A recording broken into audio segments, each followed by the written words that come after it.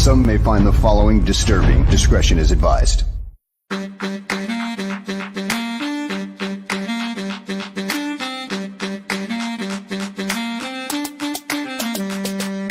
Bears. Because of the way they play the nickel corner here, and the nickel corner plays 85% of the snaps. He's got to be like part linebacker.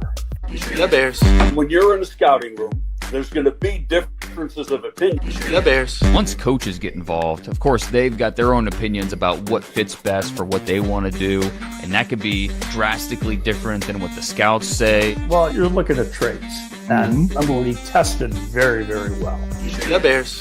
One thing good about Kevin, he's been with 2 other organizations, as well as being the commissioner of the Big Ten. He's been around. The Bears. With Greg Olson, Jerry didn't want to get rid of him. I didn't want to get rid of him. Nobody wanted to get rid of him. One guy wanted to get rid of him. Mike Martz, because Mike Martz didn't know what the hell to do with him. We tried to talk Lovey out of hiring Mike Martz for a month and a half. He's playing zone, but number one, he doesn't get enough depth with the drop. But who the hell's going? How many times does a 305, 310-pound defensive tackle drop into coverage, especially in a key situation? The Bears. Greg, why are teams wrong on quarterback evaluation so often? Number one, it's a hard position to evaluate. There's probably not as many real good quarterback evaluators as there needs to be. The Bears. The Bears. The Bears.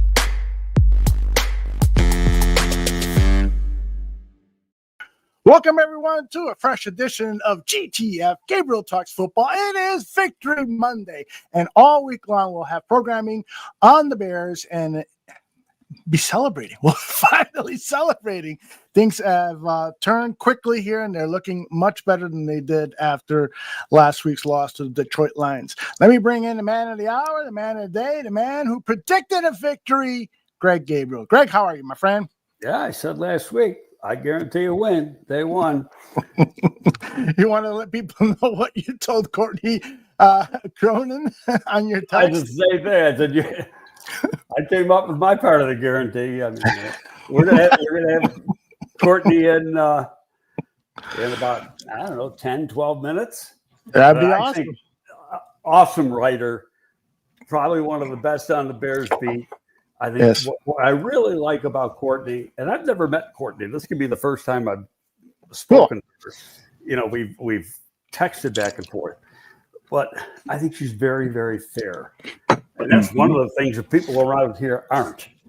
And, I really appreciate that about her. And she's making a hell of a name for herself at ESPN. I mean, she gets more and more to do down in Bristol, at the main studios in Bristol. So she is a rising star in the business, at least with ESPN.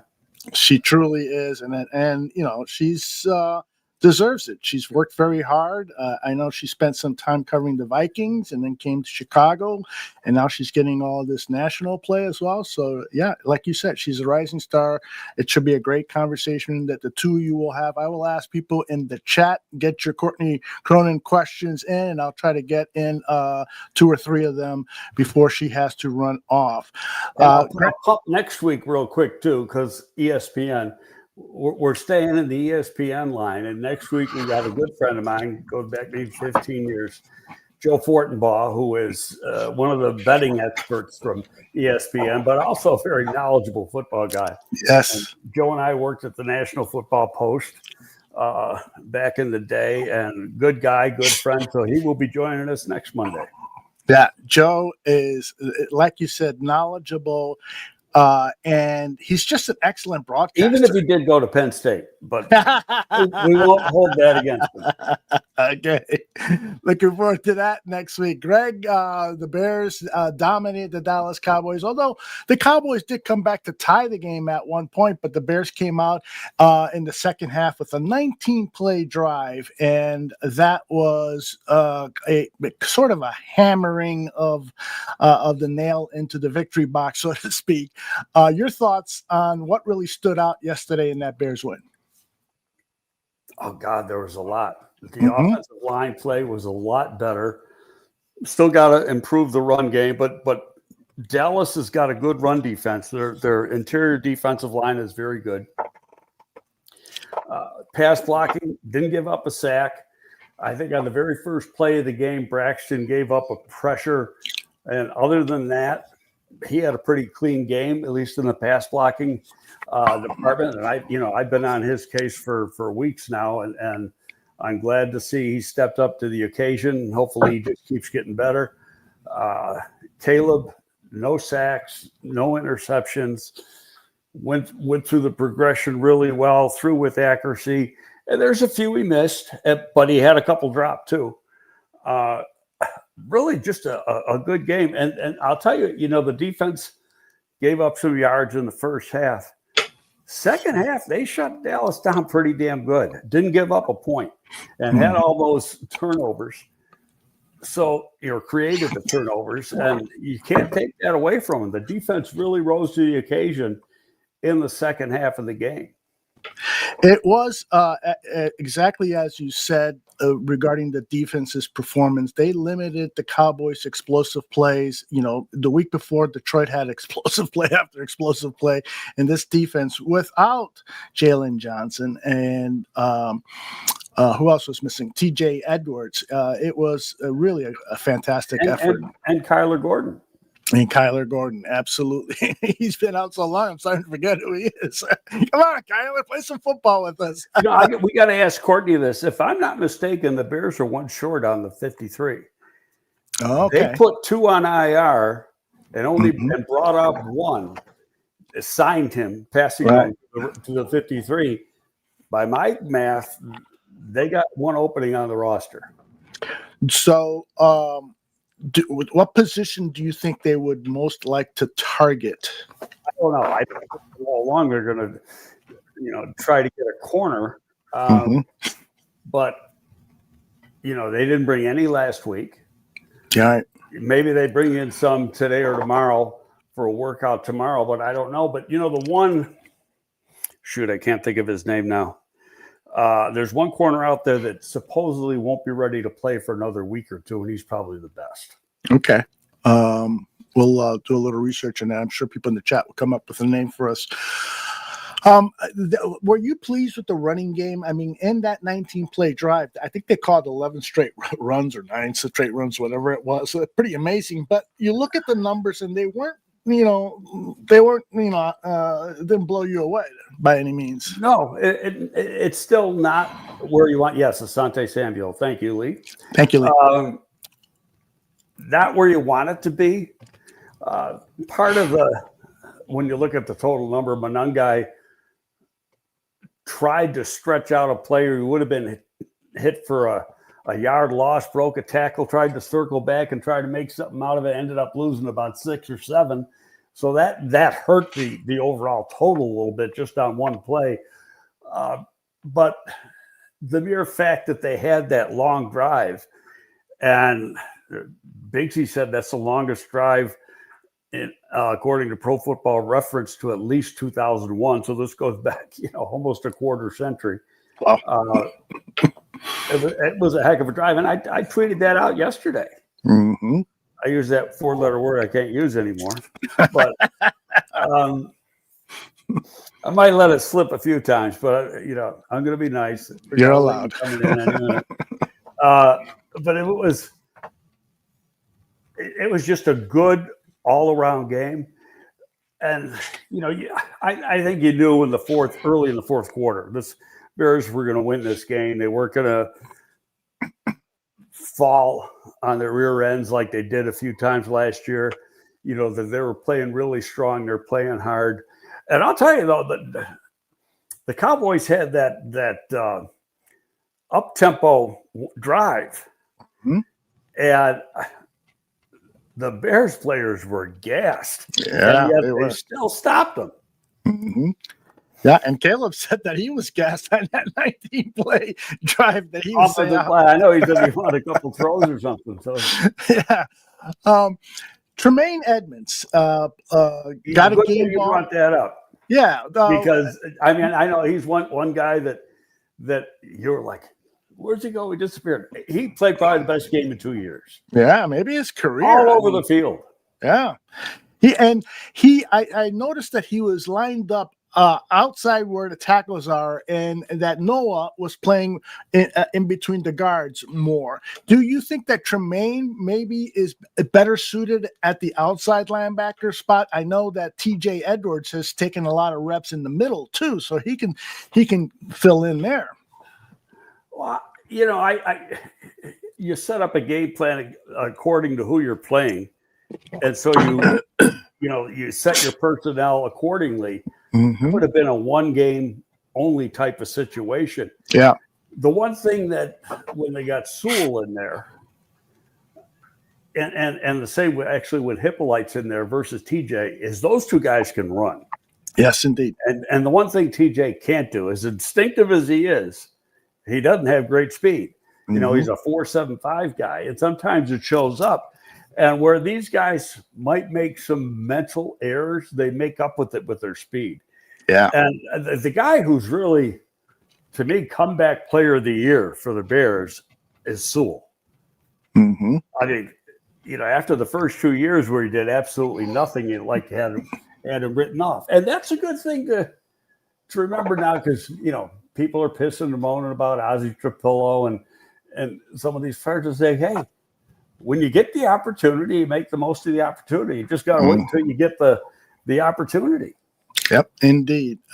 You cannot judge a draft after a month or two, or even a season or two. It takes 3 seasons to more fairly judge what a draft looks like. So hopefully, some of these guys that have been on the team 2 or 3 years are going to start paying. Well, one thing we've learned from this coach. And because there's a lot of coaches who would say, okay, we took Trapillo in the second round, we're going to play him. We're going to live with him and go through the growing pains with him, yada, yada, yada, because you got to learn how to play. This coach isn't doing that. Mm-hmm. Yeah. He will not put you in a game until he knows he can trust you. Yep. Speaking of the coach, Ben Johnson, you asked me to pull this clip post game, and let's play it now. First home victory.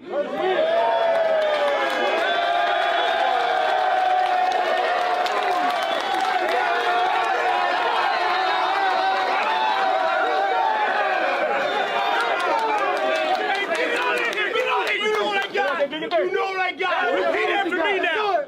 Good, better, best. Good, better, best. Never let it rest. Never let it rest. Good gets better. Good gets better. And you better get better. And you better get better. Bears on 3. 1, 2, 3. Greg, he looked psychotic there when he's going through his shit. I mean, I'm scared of the guy. I would play hard for that guy. I'm telling you. Wow, there was a play. They had a good drive. Mm-hmm. And they put the camera on him as the offense is coming off the field, and he looked like he wanted to kill somebody. Exactly. And the way they took it was like, but it wasn't perfect. It was a good drive, but it wasn't perfect. Yes. And he wants perfection, and there's nothing wrong with that. Mm-hmm. Yep, indeed. And he shows up at the press conference, and he's nothing at all like what we just saw on video. He was very straight, businesslike, and already thinking about the next game. He is portraying, a Belichick, Parcells type of aura where I'm about winning and we're going to get this thing straight and you better have confidence in us. If not, I will destroy you and our opponent. It's great. I love that. I know I'm singing a different tune than I was 3 weeks ago, right? Well, there was more to that clip. You didn't have the first part on when he gave out the game balls. And then, and I read this actually right before I came on in Biggs's 10 Thoughts, was that while Ben was just getting ready to talk, he had just given out the game balls. Byard went over to Caleb and said, now you give him a ball. Yeah. And that's what got that thing going. And he purposely wanted Caleb to do it because Caleb's the quarterback, and you saw some leadership from Caleb in that part too. Yeah, and indeed, and Kevin Byard is a great veteran to have on this team because he does things like that. He helps the players around him, and he's still, playing well out on the football field. He's not the best safety in the league, but he's definitely a good one. But I want to go. There was a comment that just up there, and he goes, not to spoil the fun. He goes, but the Dallas, the Dallas secondary is, basically pathetic. I'm paraphrasing what he said. Granted, they're down, but so is the Bears secondary. Mm-hmm. And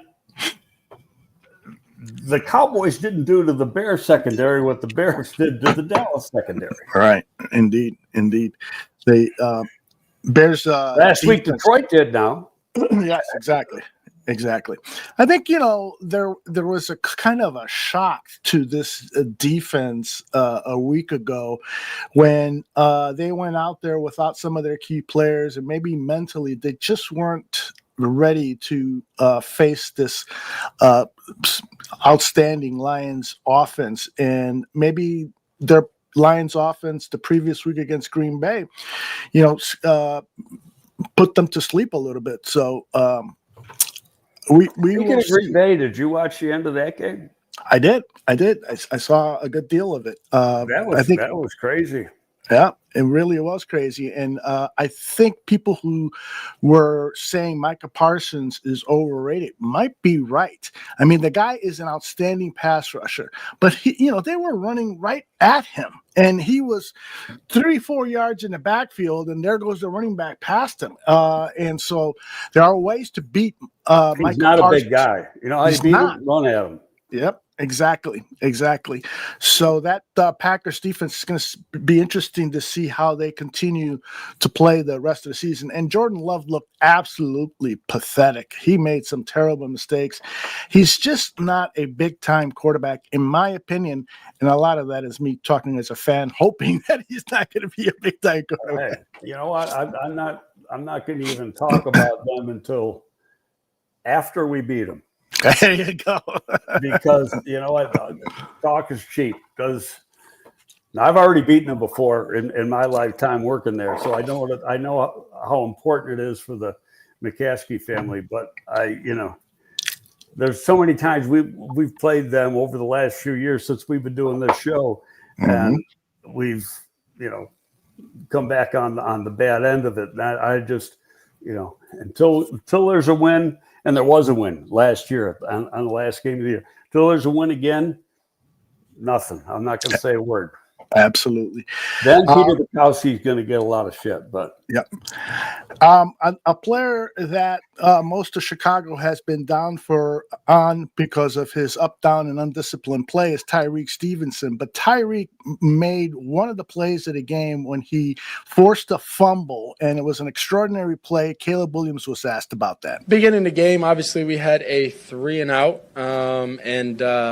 you don't want those to start the game when you get the ball first. And, for Tyreek to be able to, make a play like that, energize the team in all three phases. And so us being able to get the ball back right there and kind of start the scoring for us and start the momentum for us was important. And, happy for him to be able to have that moment and get us the ball back. Overall, he had a really good game, didn't he, Greg? Yeah, I mean, not only that play, which was a big play, obviously, causing and getting the turnover. I thought when I saw it on the first replay that he was out of bounds, but he had gotten both feet in, which was nice. But his pass defense was very good. Yes, he had a couple PVUs. He kept good position. Didn't let I can't talk. Didn't let anybody get over the top. Really, he played a more disciplined game. And I'll tell you, you listen to some of the other vets talk about him. They know how talented this guy is. Yeah. And they keep sticking up for him and stay with him. They're just trying to, he needs that big brother to help him. Yep. Yeah, he certainly does. And I think Byard is a part of that kind of brotherhood that the team has back there and will help Tyreek along. He had, to me, the 2-interception game he had in his rookie season, late in the season against the Atlanta Falcons, was his best game, and this might have been his second best game. Hey, Lutz is here. He wrote a great article about the Bears and quarterback play. Some of the quarterbacks, you should look for him on social media, and he's donated us $5. And he writes here, Bears did what I hoped for against Dallas, but road game against Raiders will be true test. We're already thinking about the Raiders, just like Ben Johnson. I get it. I'm going to tell you what, I saw some of that Raider game. Mm-hmm. They were pathetic until the fourth quarter. Yeah, that's a good team right now. I think this Bears team is going to match up pretty good against them. Mm-hmm. We got a visitor, Greg. Can I interrupt you? Great. All right. She is setting up her camera right now. I think I can bring her in. Courtney Cronin from ESPN. How are you, Courtney? I'm great. Thank you guys for being patient with me this morning. There's a lot going on, but I'm glad to be here. Absolutely. Okay, what's going on? Give us a couple things.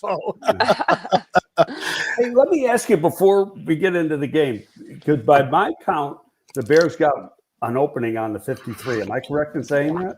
They do. They have 52 on the roster right That's now. what I thought. So that is there's room to sign, I would imagine, another DB at some point because they are so thin on the back end of this defense. So I would imagine at this point this week that will get filled. Outstanding. Courtney, I'm going to go backstage, collect a couple of questions from the chat room, and when you and Greg are done, I'll be back and present those questions to you. And again, thanks very much for being here with Greg. Yeah, of course. And I ditto the thank you. I really, really appreciate it. I know how busy you are. What is your take? You've been around different coaches in Minnesota, here.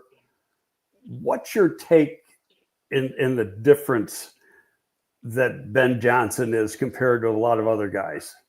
Yeah, I mean, I go back to even being around Chip Kelly when I covered the 49ers, Jack Del Rio when I covered the Raiders, Mike Zimmer, and now, Eberflus and then Ben Johnson. First off, he's the youngest coach I've been around at 39 years old. So I do think that there is something to be said about the way that he connects with players. You all saw that video afterwards of the guys mobbing him after Caleb flipped him the game ball. You don't always see that. And I think that that was very authentic to these guys are really buying into what their head coach is selling them.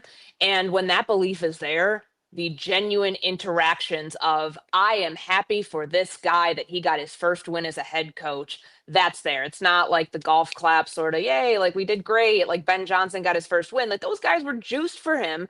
And you can tell that the proof of concept is there so far. And that's what Bears players are seeing. They're seeing the stuff that they grinded out training camp with, whether it was a 2-minute drill every single day to end-to-end practice, the long play drives that they did where we'd see them go 12, 15 plays in a row in training camp. That played itself out yesterday. And of course, on the defensive side of the ball, what Dennis Allen is asking them to do by way of what Ben Johnson is asking all of his coaches to do, that led to a performance that was more than just a bounce back for them. Like they needed that badly, but I think that was a statement performance to how they can adjust on defense to compensate for some of the injuries that they had and that they have, and they're going to have to deal with. So I think, how I look at it is Ben is a young, energetic, bright, offensive-minded coach, but he's got his pulse on more than just the offense on this team. I think last week when you go back to Monday, when he talks about, getting his hands, dirty, whatever the word was, involved with the defense, it's always like a little weird when the head coach who coaches on one side of the ball or who calls plays on one side of the ball is willing to call out the other side of the ball for not performing up to standard. And he did that with the pass rush. That's not something you often see a coach confidently do, especially a new coach who doesn't coach the other side of the ball. But I noticed that that to me, that struck me right away when he did that last week with the defense. And I do think that what you saw yesterday was indicative of everybody picking up on the message that he had for the team during the week. Well, we talked about it right before you came on, but if you look at yesterday's game, the defense was giving up yards in the first half. Yeah. And whatever adjustments they made in the second half or at halftime going into the second half were really good because they gave up. I mean, yeah, they gave up yardage. They gave up no points. And that's the key. And then they created all the turnovers, and that's the difference in the game right there. Yeah, and I think what Dennis Allen had to do yesterday and is going to have to do going forward, because we know Jalen Johnson is out indefinitely. This is an injury that could cost him, a couple months. It certainly, I know he's going to go. He's got the second opinion. Ben Johnson talked about the fact that they're trying to gather as much information as you can. It's a core injury. That's what my sources have told me. So it's when he said new injury last week, yes, the groin is still a problem. That's what he was ruled out of the Detroit game with, but it's something in that, like I'm like motioning to the area. It's down in that area. It's your whole core. And so it's a problem.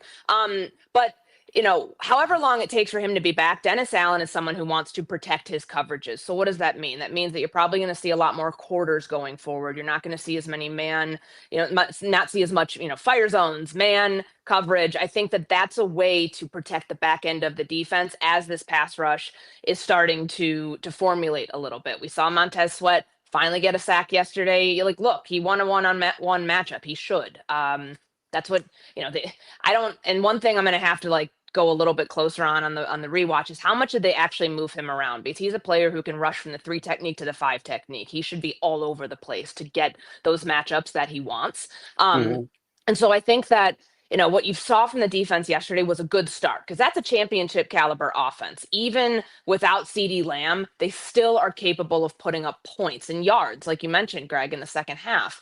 But I thought that was a very encouraging sign from what we saw Dennis Allen call yesterday, that they'll be able to at least control or stop the bleeding a little bit with all the injuries that have affected them from the middle of the defense through the secondary. The one thing I wonder, and it might not be till after the bye, depending, is if they put Kyler outside to replace Jalen outside, and then have a strong corner playing on the outside.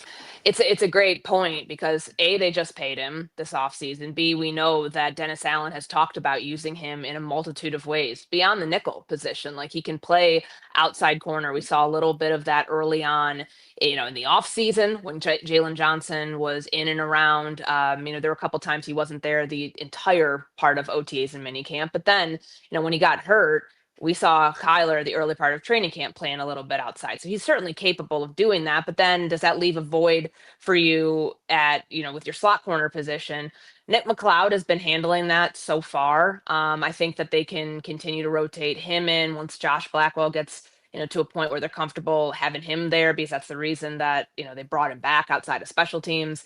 It's not great. But I do think that the solace there is that Kyler Gordon can play multiple corner spots and multiple spots in the secondary, to where it's not, you should hope that there wouldn't be that big of a drop off when you have a caliber player like that, who Dennis Allen adores and wants to use as a chess piece back there. You brought up a point that's important. You mentioned Josh Blackwell. And the one thing I've seen from this coaching staff, and really Ben Johnson more than anybody else, but it carries over to DA also, is that regardless of where you were drafted, regardless of how much money you're making, you aren't stepping out in that field until they trust you. Mm-hmm. And even though Blackwell is probably physically a lot more talented than McLeod, mentally he's probably not there within this scheme. And so they're just not going to play him at the position, because we've seen him have moments as a player over the last couple of years, but that isn't with these coaches within this scheme.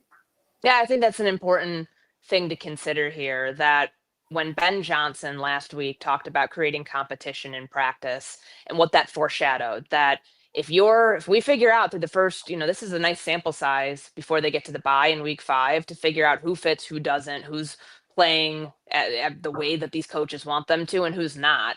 Like, I don't think they're going to be afraid to make more moves like that, where somebody, and they re-signed Josh Blackwell. It's not a huge deal, but they clearly saw something there, at least the front office did, to bring them away, to bring him back rather. I thought that was, it's a telling sign that they are not afraid to put in personnel who might not be, as high, free agent, a draft pick, whatever it is, they've done a good job mixing in personnel. And even like the last couple weeks, Shamar Turner, for example, second round pick.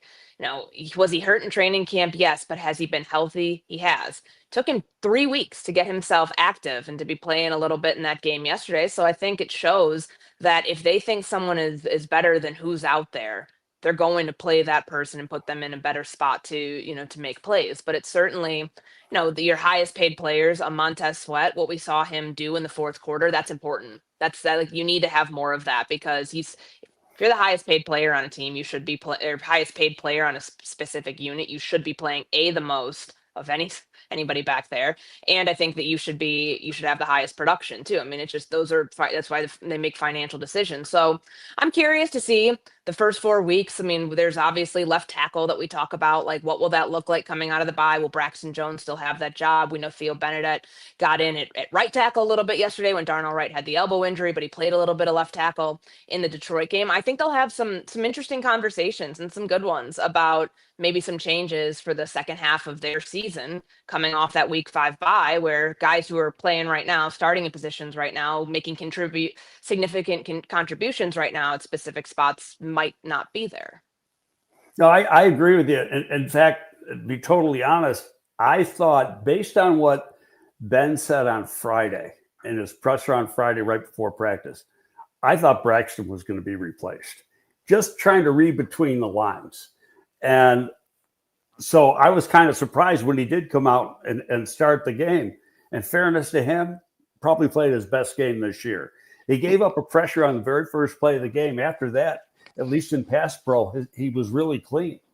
Yeah, and I think that is the wake-up call that you speak of here. Like, that's important to note, because Ben Johnson wasn't just calling out one player last week when he made that comment about creating competition. Like, that's everybody's on notice. And that's not to be, disingenuous and say someone like Caleb Williams is going to lose his job, or DJ Moore or Roma Dunze, like any of the big name players on this team that make significant contributions. But it is a wake-up call, and I guess really, a message to everybody that if you're not playing the way that they want, and what they saw from left tackle, especially the first 2 weeks, when they're dedicating a lot more attention to that side, whether they're bringing in an extra lineman, whether they're bringing in Cole Kmet to max protect, that was a weakness, and that is a weakness up front. Now, how he performs based on what you saw against the Cowboys and how he can carry that over to a Raiders team that I think has a much better defense. Obviously, Max Crosby is there, and you're going to have to account for him.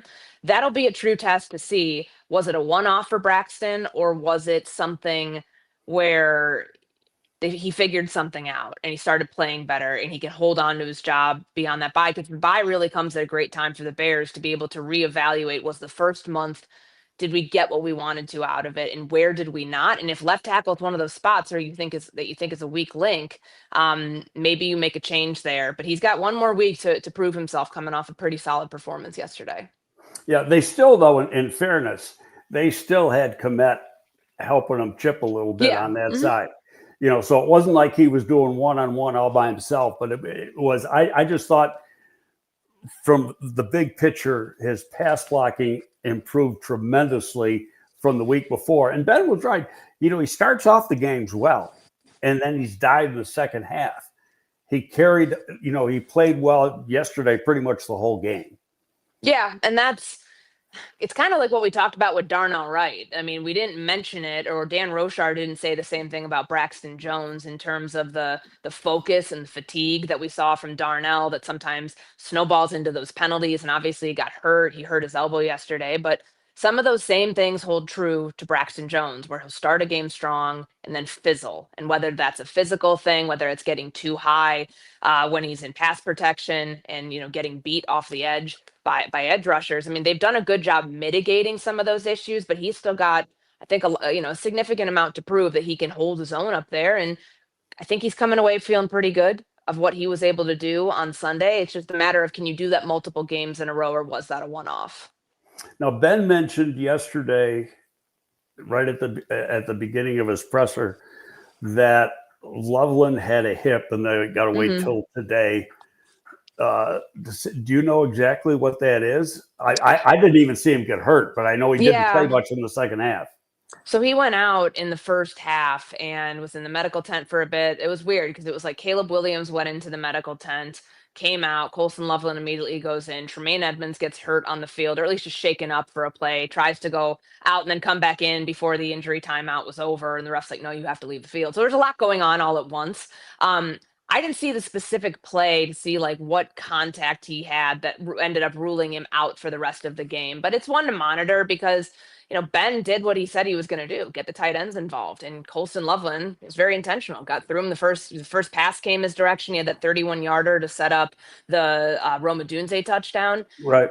He's a big part of this passing game. All of the tight ends are. Even Durham Smythe was in there for a little bit yesterday when I think there were a couple plays where they had 3 tight ends on the field. So it's one to monitor because he's your number 10 overall pick. When we talk about trying to get guys on the field to make plays, regardless of where they're drafted, how much they're paid. But that is a player that you have high expectations for, who was also a very high draft pick. So they want to use him. They showed very intentionally yesterday they were trying to find ways to do it. It's just an untimely injury cost him the rest of that game. And they do have a full week before they play the Raiders. So it's not like this is a short week and they've got to try to force things through here. So maybe they'll get some good news on that front. Relatively speaking, though, they came away from yesterday's game pretty healthy, which is a good place to be in after what you saw in Detroit. Yeah, you had the one injury to Wright, and he came back in and played the whole second half. So you got to figure he's good to go.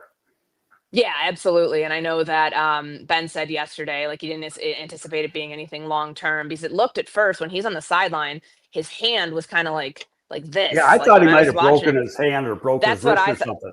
That's what I thought because his hand was sideways. He was like leaning Right. over. But I think it was then, obviously, we saw Andre Tucker, their head athletic trainer, put this really tight brace on, kind of like a sleeve. They pulled over his elbow. And, he's able to go back in. I got to give Theo Benedette some credit, though, because, look, he only played the right tackle spot in that Miami game about 32 snaps, and that was in the preseason.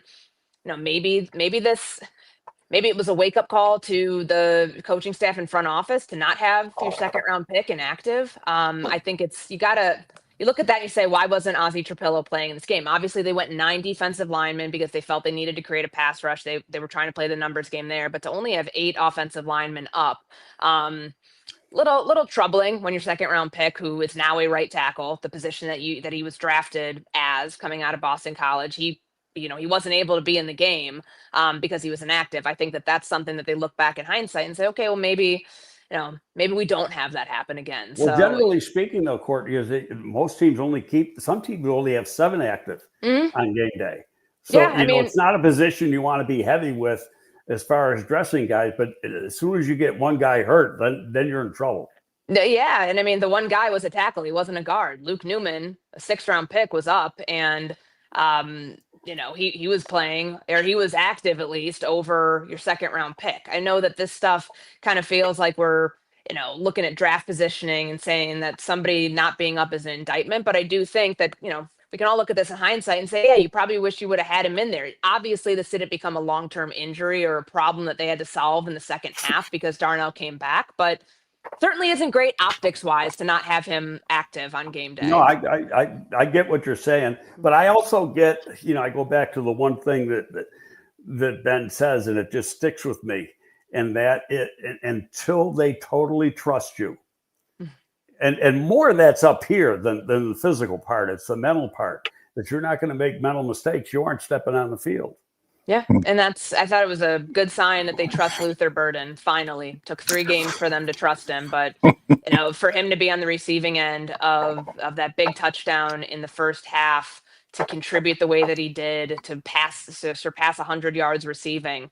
That guy's the playmaker. And I do believe Ben when he says you've got to earn that. Like, certainly Kyle Monungai is still trying to earn that. Colston Loveland, had he been healthy for the rest of the game, we'll see how much they would have trusted him. But I think that it's a good sign that your 39th overall pick is a player you clearly trust in the passing game all these weeks in, following training camp, following the times where he didn't know what the motion was, where to line up, and had to be told by Caleb Williams. He's picking it up, and that's a good sign. There was a stat that I saw that pass, Caleb threw the ball 62 yards in the air. Flat-footed. That was the longest pass thrown I don't know if it was like last year and this year or just this year as far as pat the ball in the air. I think it's this year based on the air yards of that. And, we know flea flicker is such a slow developing play to begin with, but for DeAndre Swift to get hit and then like toss the ball where Caleb didn't panic in that moment and he didn't let the thing hit the ground, he gets it. And then he doesn't make a hitch. He doesn't have a hitch in his motion just there. He tosses it throws out. that arm strength, and that was one of the things that we had known about Caleb Williams coming out of USC, that was that was a big part of his game. He's got a very strong arm, and to show it there, to deliver that pass, and for Burden to do the rest was a good way to not only Ben Johnson dig into his bag of trick plays to get a jump on this, but to create the explosives, like to manufacture the explosives however you have to start getting in a rhythm there with the passing game. Well, the thing that does going forward too is that when he's in the game, because of the speed, the defense has got to react to him being in the game. Something big could be happening. We got to make sure we got this guy covered right. Yeah. No, I mean, and now that you've seen how Ben can distribute the ball to a multitude of playmakers, your top three receivers get involved, your, security blanket tight end in the red zone gets involved, and Cole Kmet with that touchdown. He said this was the thing that keeps him up at nighttime. And I guess it's a good problem to have, having all this talent and you're trying to figure out the target distribution and where Caleb Williams is going with his reads. I thought for Luther Burden to show a defense that certainly had, they play so much zone coverage. It's like they haven't learned their lesson with that through the first 3 games of the season, that's going to lead to a lot of explosive plays. There's 5 touchdown passes that teams have thrown on them for over 25 yards. Like, if they're going to allow that, then you can, and if that's the mindset that they're going to go into games with and how they're going to play on the defensive end, because they certainly couldn't get pressure up front, you capitalize on that by putting someone like Luther out there who can take the top off the defense, and you have to account for him now. He showed in week 3, all right, this is not just a rookie that's out there, on return team. He's a returner and he might be out there for a couple plays on offense. He's a legitimate threat now that that other teams have to account for. Yep, no question about it. You got some questions, Aldo? I do. First of all, Courtney, congratulations. Not a negative comment in the chat room. Usually when we get a Bears reporter here, there's at least one person saying this person's so negative. You're batting 1,000. Well, that's great. I'm starting off the week on a high note. I said before you came on, and I really mean it sincerely, and I think I told you this once in the text. I think of all the beat writers, you're probably the most fair. And that's what I appreciate the most about what you say and what you write. Thank you. I appreciate that. I try to play it down. I mean, you want to have an opinion on things. That's what it's what you study the game for, not to just report, but also to tell you why something matters. But I try to play it as much on showing both sides down fair and narrow as I can. Our first question comes from Vizzo Joe. He says, do you have any idea what the Bears might do with that roster spot? You think they might target a defensive back, a defensive end, any position group? Yeah, I think they need another DB on this roster. They're so thin on the back end, and they cannot afford another injury back there. We know that Kyler Gordon is week to week right now, so this would be a good time to evaluate. Are they going to keep him out one more week, have him come back in week 6 at Washington on Monday Night Football? But in the meantime, I think Tyreek Stevenson had a really good game yesterday. He needed that. That was a prove-it game, not only to himself, but to the organization after a rough first 2 weeks. I think that Nashawn Wright is still going to have these moments where it looks okay at times. And there's other moments where, he's a backup playing in a starter's role. And that's okay to get by with for now. But if you can upgrade that spot, since the roster is at 52, I think they go DB first and foremost. What was really interesting in the personnel usage yesterday is how they used Hardy. Hardy hardly played at all in the first 2 games. Yeah. And he was essentially a starter as a Sam linebacker yesterday. Yeah, the 5th, he was like on first downs when they're in their base defense early on in the game. They were running him as a Sam linebacker, as the 5th defensive lineman out there. I thought that was a cool wrinkle from Dennis Allen to get him Thursday, since he's not going to want to look back at, Sunday's game, which has been kind of the theme here the first 2 weeks. But I think it's a feather in his cap to use his personnel there to create some more pressure, or at least to give them a different look early on those, on first and second down. What they didn't do with him that I thought they might when I saw him out there is use him to blitz or rush the passer, because he is effective as a pass rusher. But we didn't see that, but maybe that's something that is coming in the future. Courtney, Swanky's asking, you asked a great question to Ben Johnson about practice, and he shared information. He was very transparent that he wasn't happy about some of the practices.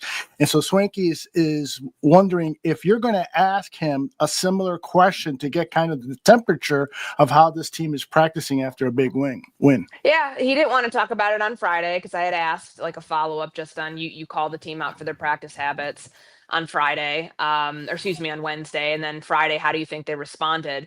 And I get it. Like he said, they had a good week in practice. You can't really tell if a team, you don't want to say it too soon. Be like, yeah, we saw a great week of practice. All their practice habits are now championship caliber. You don't know that coming off of a couple days of, getting a fire lit under them. The intensity was ratcheted up. They practiced for 2 hours and 15 minutes on a Wednesday. It's a good step in the right direction. But I think that you keep an eye on that going forward. And that's not just something that goes away after week 3. I think that's something that Ben Johnson will have to address and be brought up at certain points. If they lose games or lose a stretch of games again, that inevitably will come up. But I think it's something to monitor. I think that it was wise for him to do it early in the season instead of letting things fester, because that's what he said. He was going to call stuff out as it happened, not let bad habits continue to get formed and continue to be there, because it's harder to break once you've been doing something that might not be the best way of doing something over and over again. So I think it's definitely something to continue to keep an eye on. Indeed. Although, can you ask Courtney a couple questions? My monster dog is spying at FedEx truck out front, and I'll go. The truck just drove off. So we're okay. Good. So he wants to eat every FedEx driver that goes by the house. Come here, Bennett. Yes, Bennett is a big dog, Courtney. All right, Indiana played some pretty good football on Saturday, Courtney. I know you're a big fan. You went there. You want to share your thoughts about that clobbering they did of University of Illinois? Yeah, it was more than I expected, more than anybody expected. A 53-point beatdown. I didn't expect it. That's for darn sure. Stunned. They were, I was even a little wary that they were favored by a touchdown. This is the number 9 team in the country. But it's funny because all the detractors of their schedule and what they did in the non-conference last year versus what they did in the non-conference this year with Kennesaw State, Indiana State. I know I'm forgetting some random FCS school that they played week 2, but it makes me happy as an alum to see that they could finally put their money where their mouth was. When Curt Cignetti says last year, all I do is beat the blank out of, top 25 teams. Well, now you can say you did. Brett Bielema was in the surrender position. And late in that game, you see him with his hands on his knees. And he's like, I've never been a part of any game like that. Well, actually, to jog his memory, he was against Indiana in 2010 when I was a junior. I was covering that game up in Madison. He ran up the score on Indiana when they were terrible. It was Kevin Wilson's first year. It was 83-20. Now it's kind of like, well, that's a taste of what it feels like on the other side of it. And he had number 6 team in the country then. He had the number 9 team in the country this time around. And, Illinois is a talented team. I know their Mike linebacker goes out because of a targeting call, even though it felt like, if I'm watching it objectively, it looked like he tried to pull his head away and he led with his shoulder over his head. I hate how that thing gets called sometimes, but it is what it is. They're missing one of their corners. But even still, for Indiana to leave nothing in doubt, Mendoza's a terrific quarterback. They have done a good job going into the portal to build their roster. That defense, though, a lot of those guys were JMU commits under when Curt Cignetti was there. For them to go from being committed to play at that level to now playing in the Big Ten, number 95, that massive defensive tackle that was just wreaking havoc on Luke Altmaier all night. They can play and they can find players too. So I'm feeling very confident, even though Indiana goes to Oregon and Penn State this year. I feel pretty good about the chances that this team will keep those competitive, maybe walk away with, one loss there and one win and, be able to run the table the rest of the way in the Big Ten to try to get back into that 12-team CFP. That Mendoza is really an underappreciated quarterback. If you go back and you look at tape last year when he was at Cal, he's really a good player. Yeah. He just, played on a lousy team out at Cal, being on the West Coast, didn't get the pub that the center of the country and the east part of the country get, and being, in a lowly part of the ACC last year.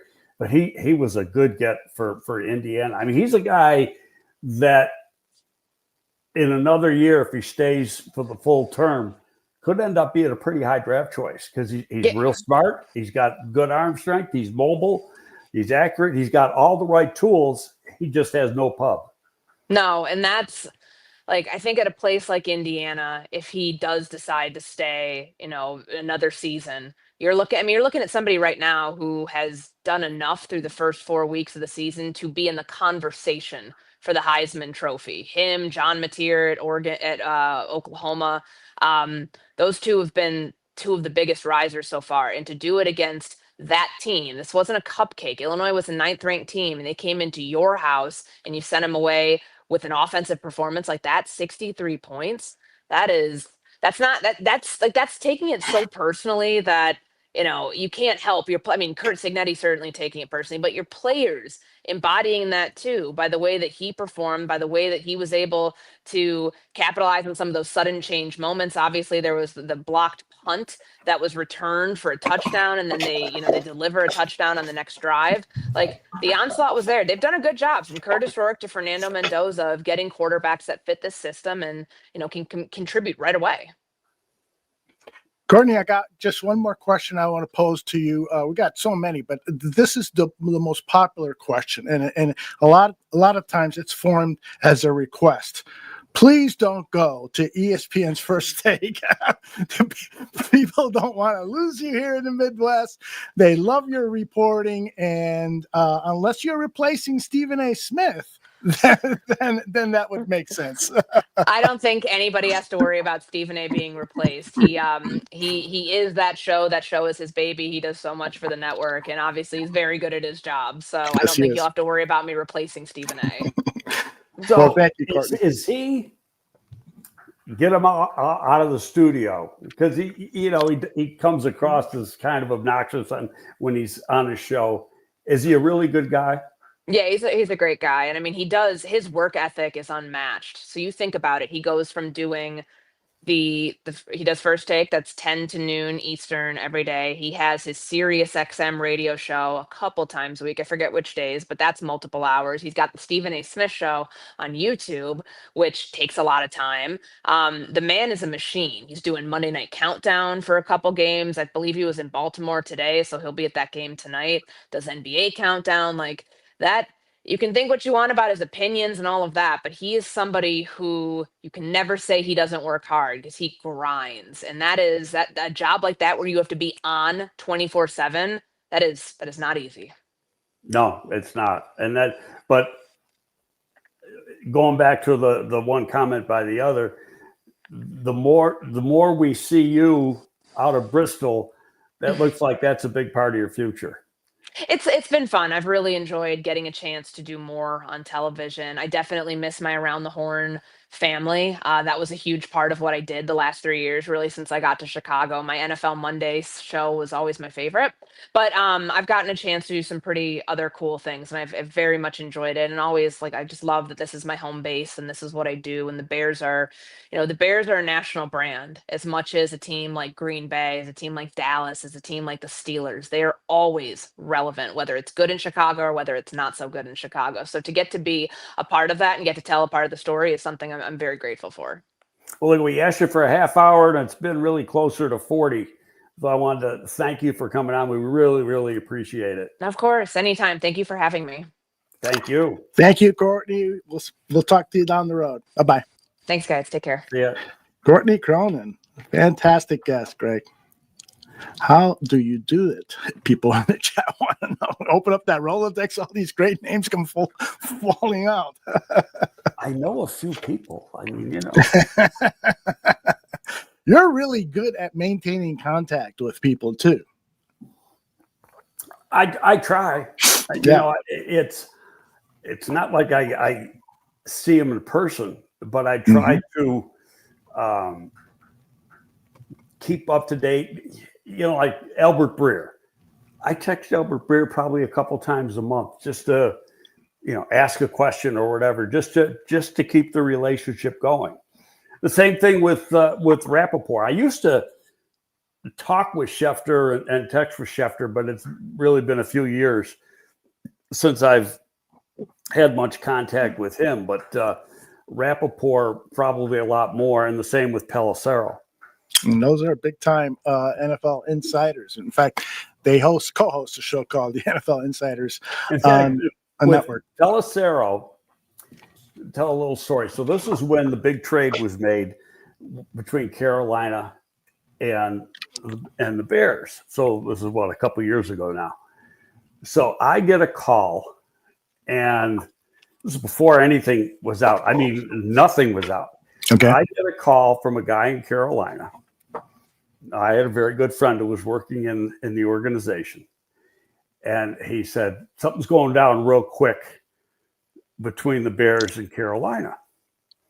He goes, I can't give you all the specifics, but it's big, probably for number one. So I right away, I sent Pelissero a text. I go, do you know anything about this? He goes, nope.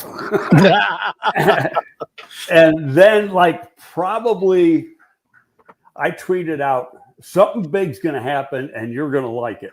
That's all I put. And then right after I did that, Pelissero broke the story. Wow. So he got on the horn and got to work, huh? Yeah, because really nobody knew anything. Oh, that's amazing. That's amazing. Greg, we had a lot of great comments about Courtney and for Courtney. The most interesting one was D. Starren, who begged that Courtney Cronin replace me as your co-host every week.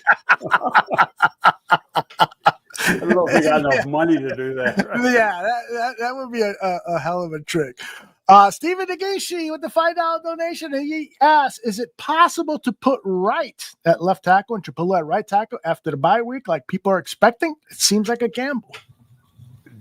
Wright has not played left tackle since 2021. Why did and this has been brought up during training camp too. Why do people think he can just move over to the left side and play? Mm-hmm. Trapillo played left tackle, you know, in a lot lesser time frame than Wright has played. Right. This is his third year at a pro and his last year in college. So he's 4 seasons without playing left tackle. And it's, you know, you got the problem with Trapillo. We saw his play. He's actually playing pretty good. When you watch the tape, he played pretty good. Mm-hmm. But he wasn't to the standard that they want. Right. You know, and as I said, there's a lot of coaches would say we're going to live with the growing pains. We drafted him high, and we're going to go with him. Mm-hmm. And this guy won't do it. And I got to respect that. Yeah. You know, I don't know. And part of it is he's trying to save his quarterback too. He doesn't want a rookie mistake to hurt his quarterback. Indeed. I don't know if you heard this, but Olin Kreutz had a very passionate segment on WSCR, and he said, we need to leave Braxton Jones alone. Why would you replace him when you don't have anybody in the roster who's better than him? And he needs snaps to get back into football shape, to get that injured leg closer to 100%. Do you agree? And you're on record as saying, you know, he's could be a trade candidate. But if nobody does step up and practice and looks like they can play that left tackle position better than Braxton, do you agree that we just go with him the rest of the season and let him get into shape? I said earlier, I thought based on trying to read between the lines, and I'd sent you a text about it. Mm-hmm. And in fact, I never asked you since. After you saw it, did you agree with what I said? Yes, I did. I did. I thought what he was saying is Braxton's being replaced. Just trying, and I was sure of it. Game starts, it comes out number 70. Now, was that a wake-up call for him? Because I'll tell you, when I just watched the first half over this morning, and I didn't watch the defense, just the offense. And he got beat bad the very first play. But that play didn't hurt them. But after that, very, very steady play. Yeah. But he does have Cole Kmet. There are situations when they put Cole on the wing on the left side and have him help out. Yeah. Want to talk to you about the most exciting play, maybe arguably the most exciting play of yesterday's game, and that's the flea flicker. This is Caleb talking about the play. Something we practiced all week, and, we underthrew, I underthrew Luther a couple times and either missed it, and then, just building the belief and confidence with the guys and just communicating with them. And told Luther just – you won't outrun me in the game, and, just run. And, they did a great job O-line. That's a flea flicker is a really long play. And so for them to be able to hold up and be able to, allow DeAndre to, toss the ball back to me, it kind of did a free throw kind of floater kind of thing. And, after that, just let it rip and let Luther go make a play. That jacket, by the way, is so awesome. You know what? I'm watching that yesterday. I'm thinking it's 80 freaking degrees out. That's right. What does he have a winter jacket unless it's so cold in that wind tunnel there? Yeah, that's pretty wild. But that's the first creative play Ben Johnson has called this season that I recall. I think we need more of that, don't you? Yeah, well, he says he's got a couple dialed up for every game, but you gotta wait for the situation. Yeah, and that one almost turned out to a disaster because Swifty, he threw a slow pitch fastball back, or slow pitch softball back to Caleb on that thing. It was like up in the air forever, but Caleb had the wherewithal, grab it, get his grip right, and zip it.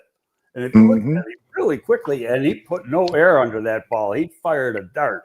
Yeah, it was fantastic. I think I got Ben Johnson reacting to the same play. This is a short one, 20 seconds. We have gadgets up every week. I give the staff a lot of credit. They're going through and they're watching the tape and finding out things that may or may not fit. From whether it was Dallas this year or some of the stuff we're watching of Chicago's defense from yesteryear. So that was really a staff find, and like I said, we worked it all week and felt really comfortable calling it this week. Greg, he was taking a shot at Matt Eberflus. They were looking at tape. You're not the only one that said that. There was a couple posts on X that said the same thing. Part of it, I think, had to do with the Washington game last year and some other things. And hey, he's not bashful about, throwing a little shit at somebody now. Yep.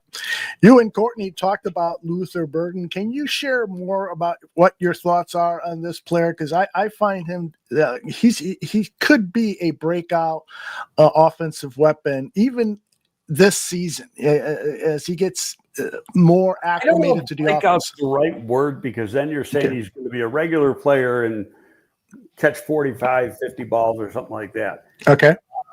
I think he is.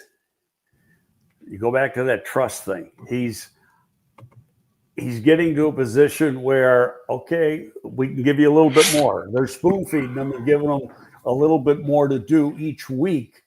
And he's becoming a more vital part of the game because speed kills. And time 4.41, he plays a lot faster than 4.41. The guy can run. And, you saw it on two different plays yesterday. But like Courtney and I were saying, just the fact now that he is in the game, number 10 comes off the bench, comes into the game, the defense has got to pay attention. And that in itself helps the rest of the players. Yeah. A couple comments in the chat regarding Jerry Jones, and just from your personal experience, I know you've talked with Jerry Jones. I talked to him like once or twice, but the man, he's different, obviously, but he has done more as an owner for the National Football League than all the other owners combined. This league isn't worth anywhere near the money it's worth if it's not for Jerry Jones. Yeah. He brought the NFL out of the prehistoric ages. Yes. And all these conservative, then multi-millionaires, now billionaires, owning football teams, and they didn't really know, they didn't care about marketing or all this other stuff. And Jerry Jones is the guy, no, this is the way we're going to do it. And he pissed people off doing it. He did, yeah. I've read articles about that. Some of the marketing and advertising deals that he made for the Dallas Cowboys, he told the NFL, I'm not going to share this revenue because I did the deal. This is local marketing. You guys shouldn't touch that. You probably know about that more than I do. But the thing is that everybody else had to play catch up then. Exactly, including the Chicago Bears, and I think they've caught up pretty well. Interesting question from Carl of the Thigh and Smile, whatever podcast, and over at Bears Country Productions. He asked, question, is there anything that DJ Moore can do that Luther Burden cannot do? Well, he's a better route. He's a better all-around football player right now. I mean, get Luther in the league 6 or 7 years. That's then it could be a different story. Luther is capable of doing what DJ is doing as a running back, but he can't even play receiver full time yet. So why are you gonna? You can do a lot with DJ from a physical standpoint. They're similar. DJ's probably stronger. He's a little bigger in the lower body. Even though, coming out, their numbers all across the board were almost identical. Height, arm length, really, weight, speed, everything was almost identical. But you look at the body, Luther's a little bit longer legged and a little bit leaner in the lower body than DJ is. DJ's pretty damn strong now. Yes. I mean, he had that one run in the second half. He carried the ball. He moved the pile 4 yards by himself. Yeah, he's got great power. I mean, he could get DJ 10 plus snaps at running back position and live to talk another day, but I don't know if Luther can. He doesn't have quite that NFL body that DJ has developed over years of training. Carl has a follow-up. So he asks, Luther cannot play wide receiver full time or simply hasn't earned BJ's trust? Hasn't earned BJ's trust, which means he probably doesn't know everything yet. The trust is not the physical. The trust is the mental. Okay, so what a wide receiver has to do, it's not just going out, running outright, and go out and run a post flag or a post or whatever. You've got to, a lot of these routes or plays, you got to make a sight adjustment depending on what the defense is doing. And you got to do it at full speed. And a lot of times with rookies, especially if they never had to do it in college, is that, and when you look at his Missouri tape, his route tree was minimal as compared to an NFL route tree. So when you got to start making sight adjustments and change your route going full speed, it's hard to do, because when you slow up, instead of being a 4.4 guy, well, now he's a 4.6 guy because he's thinking. Yeah. And so now if you keep things simple for him, then you got plays like yesterday. Yeah. Yeah. It's interesting that you're saying that, Greg, because I think if you can read in between the words that Ben Johnson says about Luther Burden, and he's saying just that. The guy, he's slowly gaining our trust, and that has to do with running the right routes, being specific on where you make the break, where you line up at the line of scrimmage, et cetera, all those little things that are really, really important, particularly in Ben Johnson's offense, that he's not quite there yet. So a guy who's like Rome has done that. Right. But Rome's had a great year so far. But Rome's had like 3 costly drops too in the last couple of games. Yep. It came up in the chat. Somebody asked, "Are you concerned about those drops?" Am I concerned? No, but part of all 3 would have been outstanding catches. Mm-hmm. But you know what the old saying is: if it hits your hands, you got to catch it. And, exactly. Yes. But the one play that would have been a touchdown, he got walloped pretty hard now. Mm-hmm. Mm-hmm. Yeah. There was one, in fairness, it was behind him, but you're still supposed to be able to make that back shoulder catch. Yes, that was indeed. The one going. It was like over the middle. Caleb threw it, and he had to go back like this to get it. Right. Oh my gosh, I almost started crying that very first throw Caleb threw in the game was an overthrow. I'm like, oh no, not again. But he settled down and played good. Danger T is asking if you could compare a player to Rome Odunze. Who's a comp to Rome Odunze? I don't know. That's hard to do. I use them every once in a while, and I've said this before. George Young taught me better than 40 years ago. Mm-hmm. NFL isn't Hinduism. There's no such thing as reincarnation. So that's great. It's everybody's their own self. Rome is. He was a rookie last year, and as a rookie, he probably thought he was in good shape, but he's in a lot better shape now. Yes, his body has changed. I guarantee you, if he ran now, he'd run faster than the 4.45 he ran at the combine. Mm. And part of that is because of his strength. Now, Hopkins, he's a lot faster than Hopkins. Yeah. I don't like that comp. Alshon Jeffrey, no. He's not as big as Alshon. Alshon ran 4.48, but never played 4.48. Mm-hmm. And Alshon was 6'4" and change, and his arms were so long he could tie his shoes and not bend over. Mm. So I love it. What about Larry Fitzgerald? I like this one from Swaggy. If he turned out to be Larry Fitzgerald, then you got a Hall of Famer. That's right. That might be closer. He's faster than Fitz. Mm-hmm. I was at Larry Fitzgerald's pro day. I think he ran in the high 4.4s. I'd have to look it up. Mm-hmm. But he had a good pro day. The guy had the corner.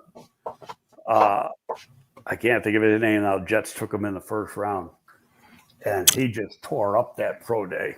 Yeah, Pittsburgh, Revis, Darrell Revis, and God, that was an outstanding workout. Indeed, Lovey and I were at that workout together. Cool. Got another question here. Oh, look at Steven is donate another $2. Any concerns with poor tackling in the run defense? There was some missed tackles yesterday. The defense did not score 100% in my book. But do you have any concerns or things trending up with the defense? What are your thoughts? Tackling is a mindset. Mm-hmm. Always been in my opinion, but there's a lot of guys. Because of practice, I can give a long answer here. And it goes back to college. Mm-hmm. College practices are a lot less strenuous than they used to be, and a lot less practice. They got that 20-hour a week rule. You don't have the intensity in practice that you used to have, years and years ago. You used to hit all the time. and work on tackling. Nobody works on tackling anymore. It's the most important part of the defensive game, and nobody works on it. And they don't work on it because they don't want anybody to get hurt. Now they have developed some machines that you can use.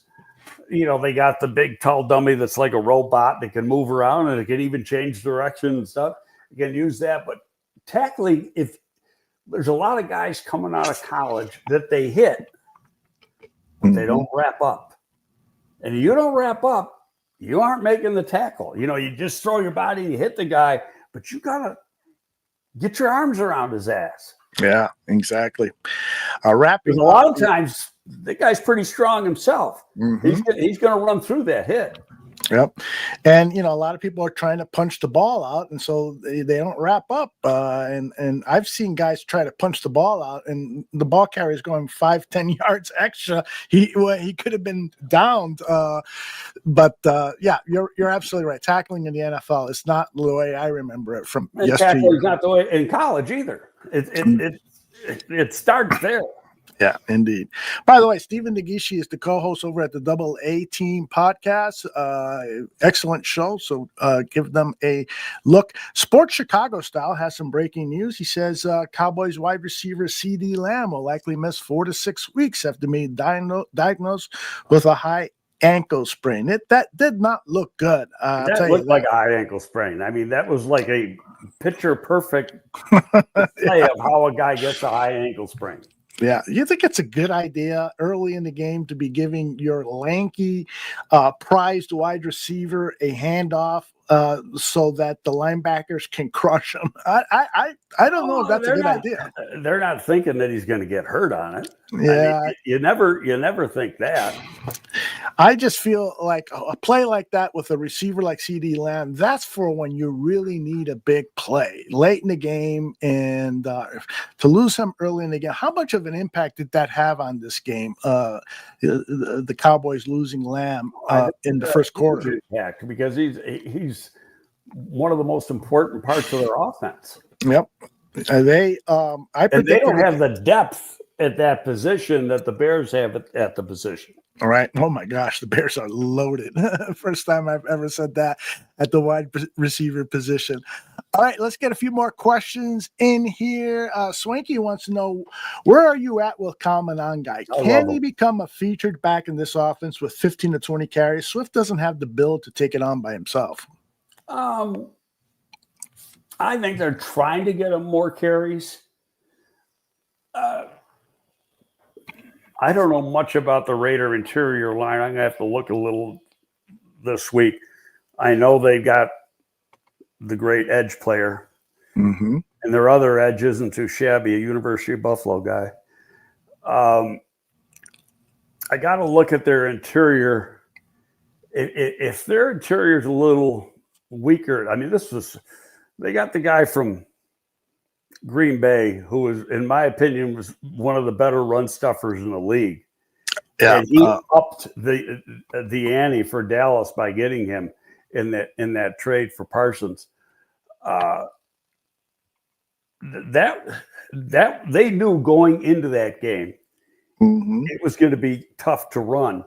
They also knew, and I was thinking the same thing when you saw Russell Wilson, who can't throw anymore, throw for almost 500 yards against that team last week.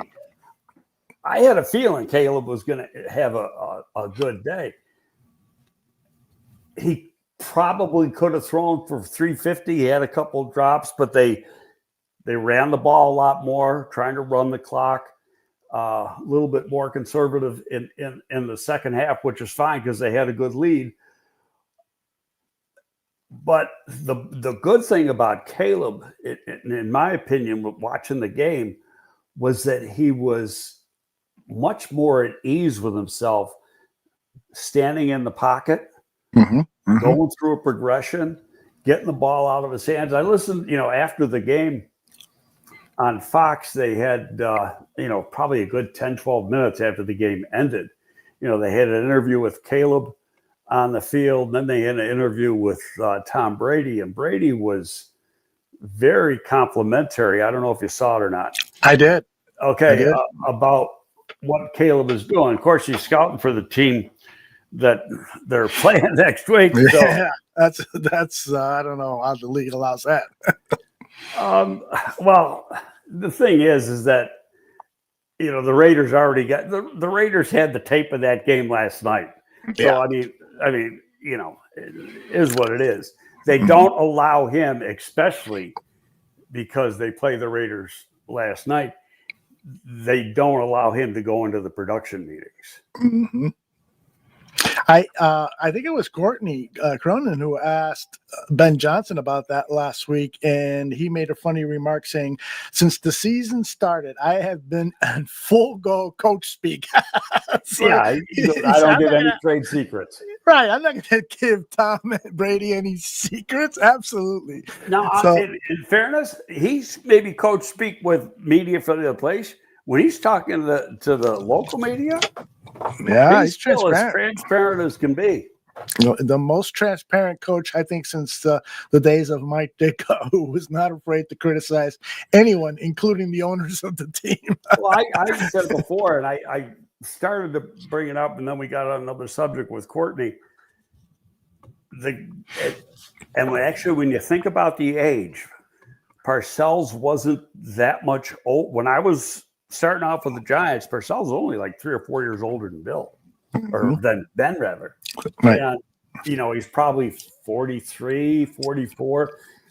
And let me say, I started 84. So Bill's 10 years older than me. So I was 33. So he was 43. But, we went to the Super Bowl. He's 44 years old. And, that's not a whole lot older than Ben is right now. And I think they're very, very similar. Bill more sarcastic than Ben is, but as far as just the transparency. I love it. Bruce Ali Walter Jordan wants to know, was that a drop tackle that caused the Lamb injury, the CeeDee Lamb injury?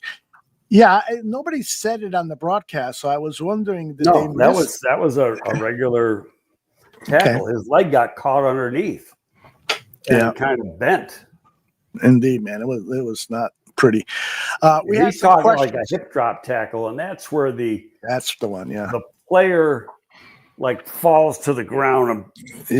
And he's like brings the guy down with the him. Ball carrier. Yeah, it's caused a lot of injuries. It's a leverage play. Yeah, and that's why it can cause injuries. Right. Even before the show started, Greg Maliska had some questions. He wants to know your take on Caleb taking most of the snaps in shotgun in the first half and the majority under center in the second half. Seems like Johnson gave into number 18's preference in the first half and ground game and play action in the second half. I think you're going to see that vary from number one. I caught that myself. Mm-hmm. And I think part of the game plan was to air the ball out because they thought they could. And so that gave Caleb a better opportunity to do that. But when you want to be, each game plan is different. You go in saying, I think I can do this. I think I can do that. I think they went in thinking we're not going to be able to run the ball that well. Yeah. Interesting. And so that took away. So we'll do it another way. And that could change next week against Raiders. You're not going to see, and that's the beauty of this, guys. You're not going to see the same thing every week. Okay. Lee Bruin across the pond has this observation. He was listening to Peanut Tillman and Lance Briggs, and Briggs was saying our defensive line were being doubled up and was not sure why the backers or safeties were not coming down to help. Did you see that? I'd have to watch the defensive tape to see that, to make a comment. Yeah, you would. And I'm not going to doubt anything that Peanut says. Yeah, absolutely.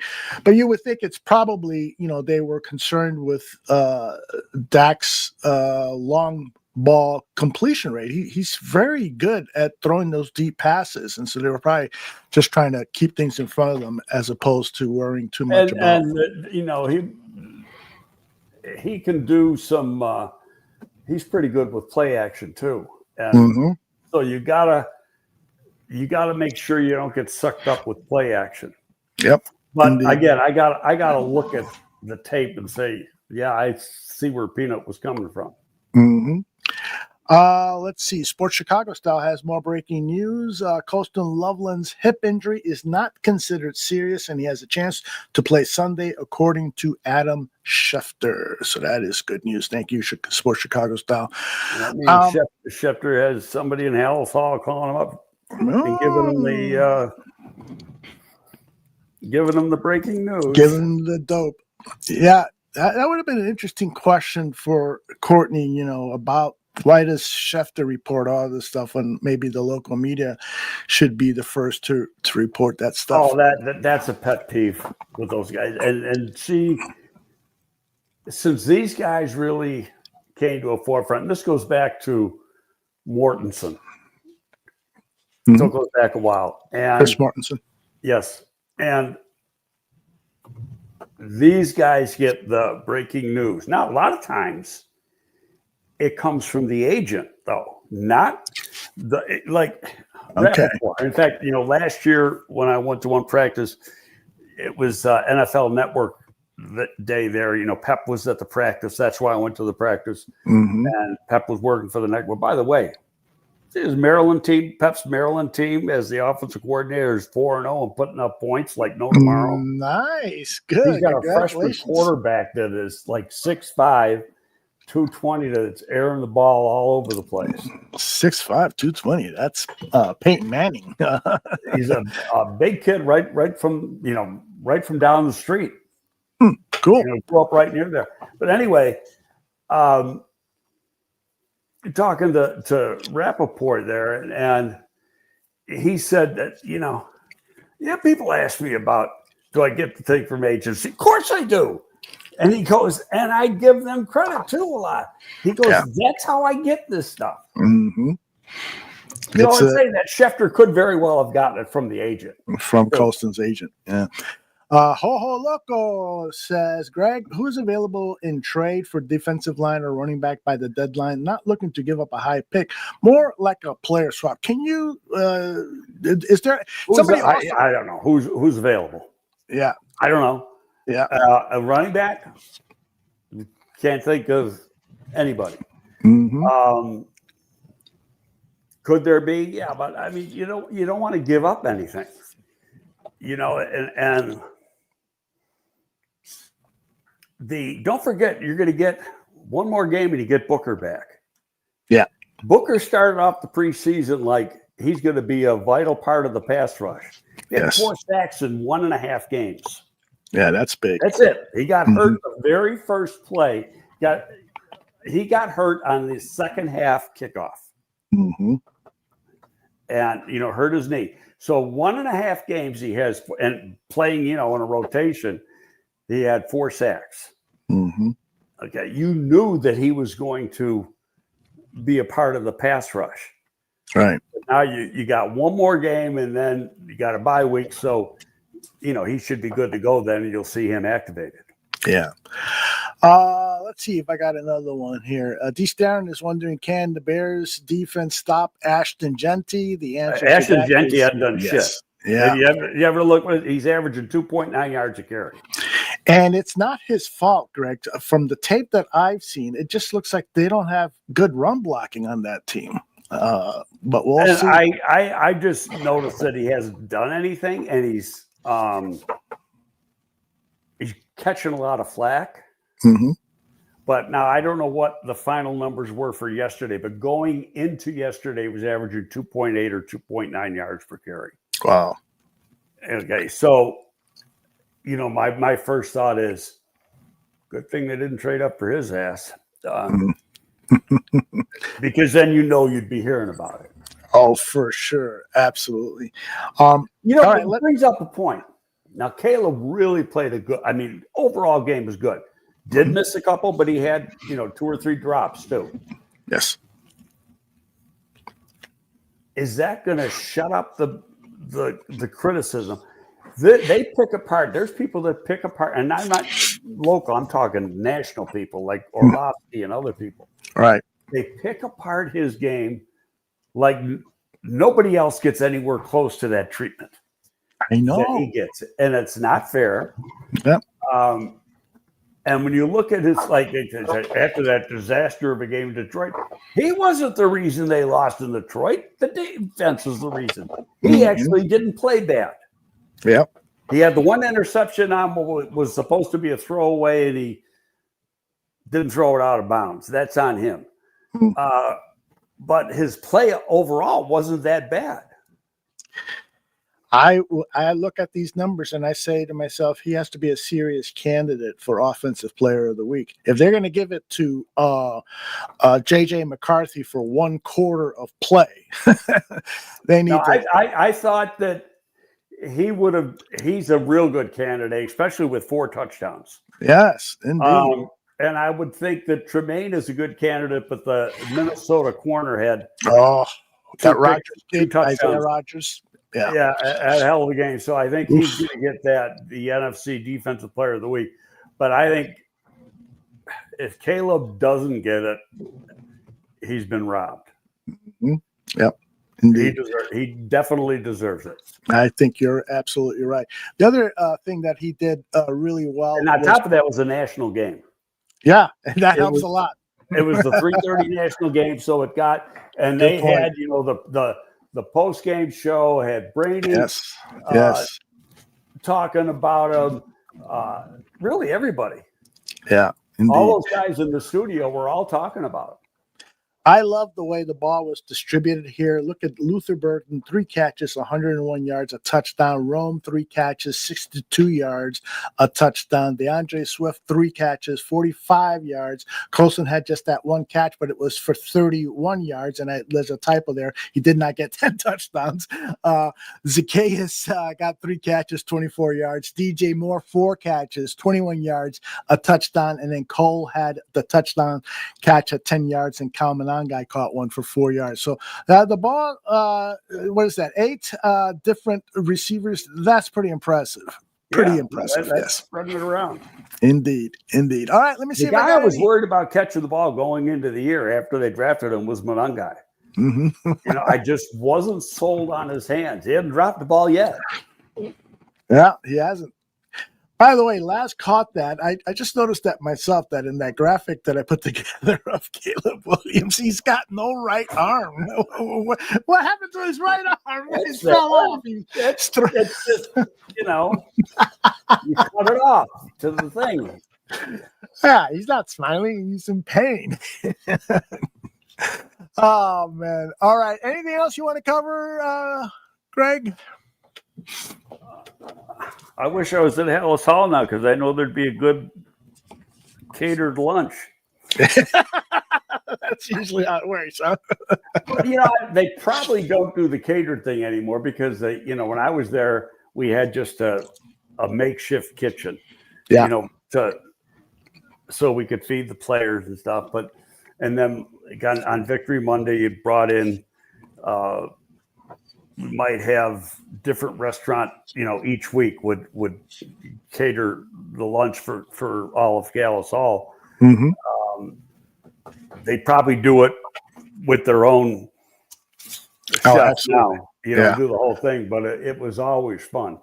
Well, the other thing is that I think, I'm not absolutely sure, but I know that since the season started, the Monday press conferences have been over Zoom. And so the reporters are not at Hallis Hall on Monday, or at least haven't been so far this season. So we'll see. No, and he doesn't do it until around 3:30 2 or 3. Yeah. After he he does all the film study with the players, has all the meetings with the players, then you let the players go. Then he sits down with the media. Hey, I heard a couple of people on sports radio talking about Dennis Allen not wanting to answer questions about the defense's performance in the previous game. And Allen meets with the media on Thursdays. Right. All the coordinators do. And so a couple of media people were saying Allen and all the coordinators should be available on Monday or Tuesday, so that way us reporters can get those questions out of the way. It's not the way it is in the league. Yeah. So, I want your opinion on that. You don't think that's ever going to happen? The head coach speaks for the team. Right. So, the coordinators have their day. Mm-hmm. Here it's Thursday. Mm-hmm. It might be another day somewhere else, but yeah, they don't. You only get after the game, you get the head coach and selected players. Usually they have like 3 after the game. They only had 1 yesterday, Caleb. Yeah, right. Yeah, I don't think that's going to change, but I do wish the coordinators would just answer the questions about the previous game and not, give the reporters a hard time, because they're just trying to get answers to stuff that went wrong or even that worked. We'll see what happens. And they've asked Declan, and he's been pretty straightforward. Declan, has been, yes. But Dennis Allen is more of that old school. Dennis is a former head coach who's that's right. Probably been beaten up in New Orleans and I bet a couple other places. So he's like, screw those guys. Yeah. You know what? I don't blame him. I agree. All right. Rusty wants to know, I think Rusty joined us maybe about half hour ago, judging by his text. So he didn't hear you and Courtney Cronin talking about Darnell Wright, but he's asking here, what do you think about Darnell Wright's play and what does he need to improve on? Well, he's playing banged up the whole second half and played pretty good. Yeah. What he's got, it's just overall consistency. He had a holding call. And then downfield, that's such an iffy call, that ineligible man downfield. You've got like a 3-yard cushion. Yeah. And it's been called more in the last 2 years than I've ever seen it called before. Mm-hmm. There was one play where, and it wasn't the Bears, it was another game. Play went to the right. The lineman on the left was about 5 yards downfield. I saw that. And they called it. It was like, geez. I mean, the guy had nothing to do with the play. Yeah, they should have just picked up that flag and kept going. Yeah, that's the one thing about NFL officiating. Well, there are a number of things, but when they're making penalty calls on penalties that had nothing at all to do with the play, that's just silly. Don't do that. Let's keep the flow of the game going. It's much more important than a meaningless penalty. I think there was only like maybe, and I can't even think of the call, maybe one call that I was really maybe disappointed in yesterday. I thought it was a well officiated game. It was pretty clean. Yeah, I agree with that. Best meat marinade. What's your scouting report on Shedeur Sanders? I didn't spend a lot of time on Shedeur. I thought he'd go a lot higher than he did. He's not playing right now. Joe Flacco is. Mm-hmm. So, he actually, in that first preseason game, he played really, really good. I saw that game. Mm-hmm. And then he got dinged up in practice or something, and he couldn't play the next week. And the other guy was like able to catch him or whatever. He's got a lot of talent. He does. Yeah, there's parts about him, and I can't tell. I don't know what it is, but the people just don't like. He's got. I read a thing last week that Baltimore wanted to take him, and he said, "No, don't take me." They called him to take him on the draft. He said, "No, I don't want to go there. You got Lamar Jackson." Wow, in the 5th round, they wanted to take him in the 5th round.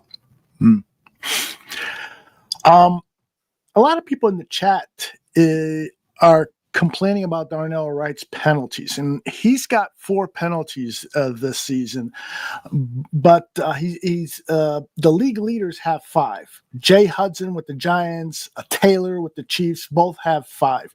I followed Greg penalties among players because Charles Leno, a lot of people were down on Charles Leno, and he used to get penalized a lot. Fair, but also some of the best offensive linemen had more penalties than him. Laramie Tunsil would routinely be among the league leaders in holding penalties, and so I almost think that the great offensive linemen are going to hold to protect their quarterback when they lose a battle. You know, you go back to Dahlman got called for holding last week. Mm-hmm. That was never a hold. We talked about it. You have the guy in here like this. 99.9 times out of 100, that is not going to get called. Why that guy decided to be a dickhead and call it, I don't know. Yeah. But he had a holding call and the ineligible man downfield. Was it a holding call he had? He had 2 penalties, the ineligible downfield and I think it was holding, yes. And theoretically, you can call a hold on every play, but I think he there was no pre-snap penalty yesterday. Mm-hmm. So let's look at the positive. Indeed. There was that was a great improvement by that team pre-snap. Samuel wants to know, that's why the $1 billion NFL needs to hire full-time officials that can review these questionable plays weekly and coach each other up, as well as prepare for their next game. Okay, I got one question for you, and I get that. And there actually are a few full-time officials. Yes, there are. Like a handful or something. What are these guys going to do for 6 months of the year? I think, that they can officiate other leagues, that they can work on studying film and studying tendencies, correcting mistakes, doing drills. And maybe they don't have to work 12 months. Maybe it's a 9-month full-time job. I just think, how can you be a bank president for 4 days? In the real world? I know. Got bank presidents. Clearly, guys making hundreds of thousands. High-priced attorneys. Some of these guys are $1 million a year. Yes, if not more. Right. They're probably paying the NFL. You think they're paying the NFL to officiate? Hey, this is a real cool job. NFL should be paying some guy. I get where people are coming from on it. I don't know because baseball, basketball, different story because you could be working, every night. You're not. You're working. You go to the day before. You go to the team, the place where you're supposed to be officiating, and then you go home, and then you might work. You might not even work 17, or there's 18 weeks. You might not even work all 18 weeks. I don't, depending on how the thing goes. But these guys get graded too. See, what people don't realize, there's probably 8-10 guys whose contracts weren't renewed, basically fired. Yeah, because they're getting graded literally on a weekly basis. Mm-hmm. Mm-hmm. And if they get too many checks against them, they get rid of them. Indeed, they go back to college. Right. Do you have a suggestion for the NFL on how they can improve the officiating? I know they have these workshops and stuff during the summer, mm-hmm. probably during the spring too. So it's not like they're not. It's not like they're away from the game. Mm-hmm. Would you want them to referee in the UFL? Well, I can go back and I can't think of the guy's name. I think he passed away not too long ago, but he lived in Evanston, and he wasn't a official for a long time. Yeah. Used to come to Hallis Hall and watch tape during the week. And when he got done officiating, he became basically he was like a scout. And he would go to college games to scout officials. Mm-hmm. And then he'd study, he was working full time. But he'd watch the tape to see, in Hallis Hall, so he could study the plays and study the calls and grade officials and things like that. So he was there quite a bit. And I, stuck up a pretty good relationship with him. I was at a game. I might have told the story. I was at a game at University of Georgia and Arkansas. Arkansas had a couple running backs. One went really high in the first round. And, this is 20 years ago, 18 years ago, something like that. And, he was literally sitting right next to me in the press box for this game. So he's watching the guys kick. And he goes, Greg, why don't our kickers kick like that? And and he didn't know. I said, watch the ball. I said, just watch where the ball goes. After the guy kicks it, he goes, why? I go, just watch the ball. And so he does it. Wherever that ball ends up, there's a guy there who picks the ball up, puts it in a case. Yeah. Okay. There was a kicking ball and a punting ball. They call it They're beat up, probably overinflated. I used to say they put helium in them. They where in the NFL, you're kicking a damn rock. Mm-hmm. And you don't have a scuffed up old ball like they have it, like the kicking balls they have in college. Right. So it's like plus it's a different shaped ball. The college ball shaped a little differently than the NFL ball. Exactly. Yes. Jerry Markbright? Yes. Was that him? Yes. Okay. Yeah. Is Jerry still alive? I think I saw Jerry. Did Jerry die? Let me check. I hope I didn't call him dead when he's still. Jerry was a really nice man too. No, I'm pretty sure he's still alive, but let's see. He is 90 years old and living in Chicago area. So he lives in Evanston. Wow. Good for him. Living a good long life. Hopefully still enjoying the game of football.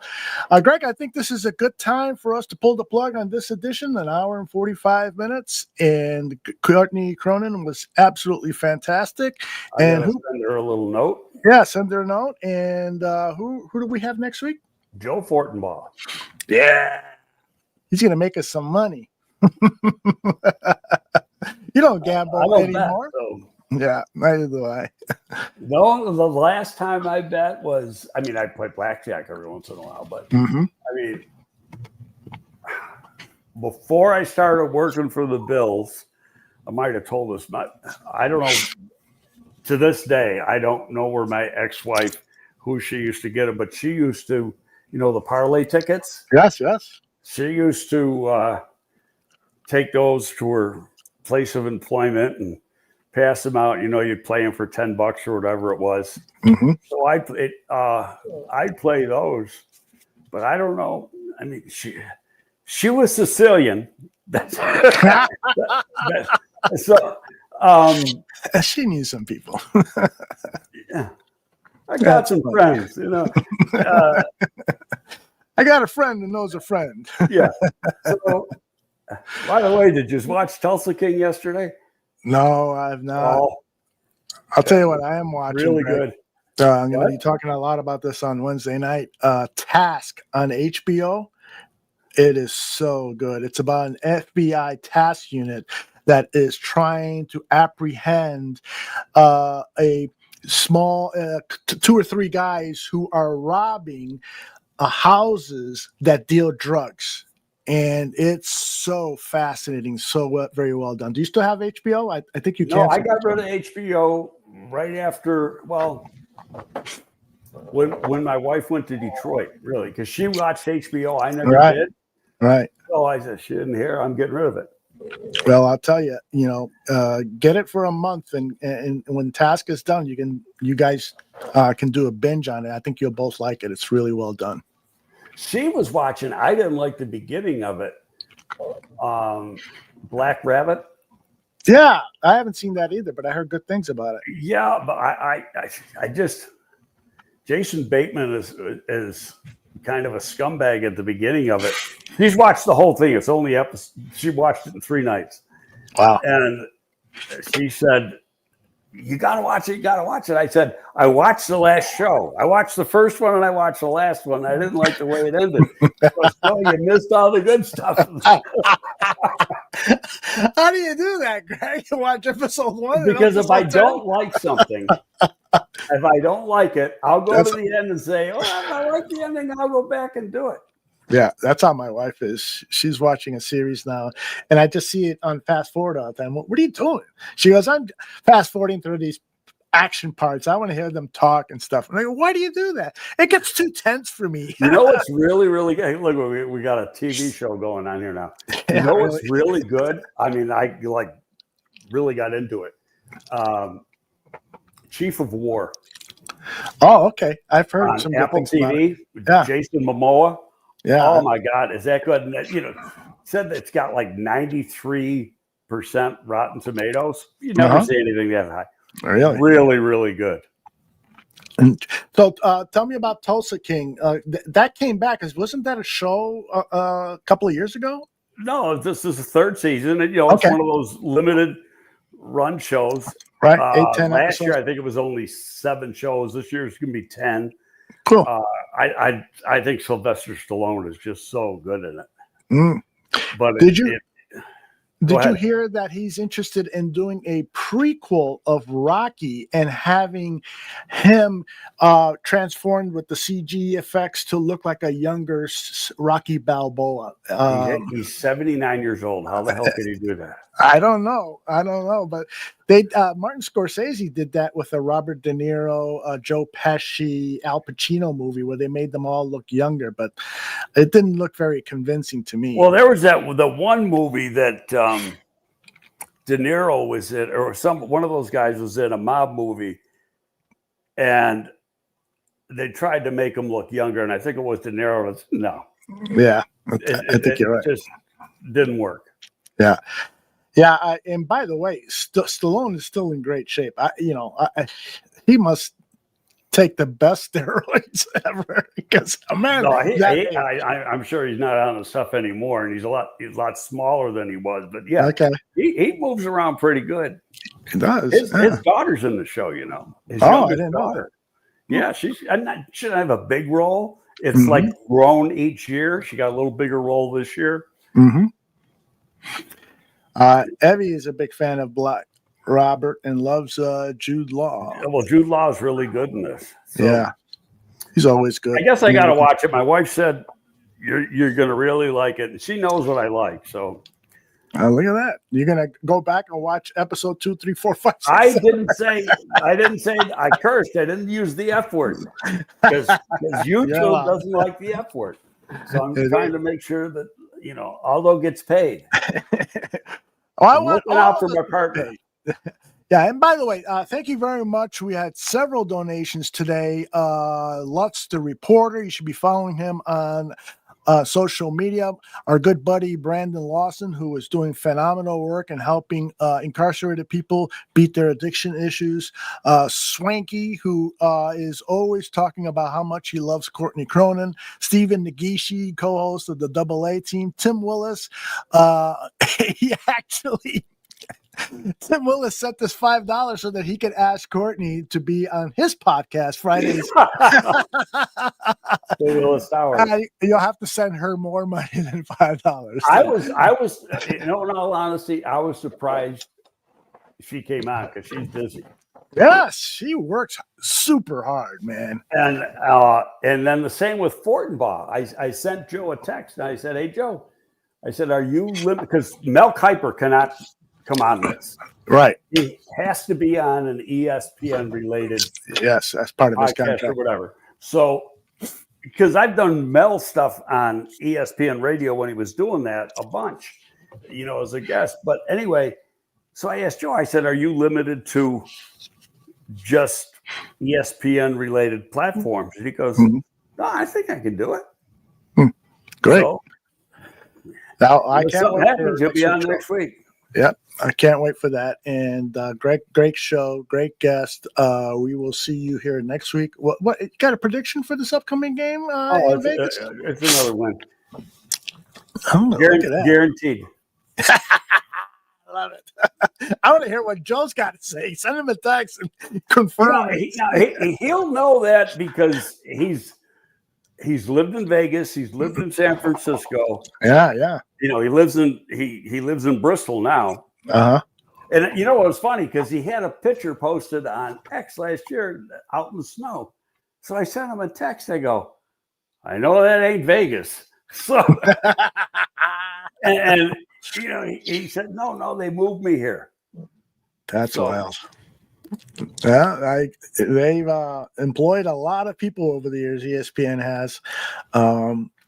They still do good quality work. ESPN, they're still the worldwide leader. I try to give Fox and FS1 and those other stations a try, and I enjoy watching Colin Cowherd. I don't take him seriously. He just makes opinions. He does a show right from here.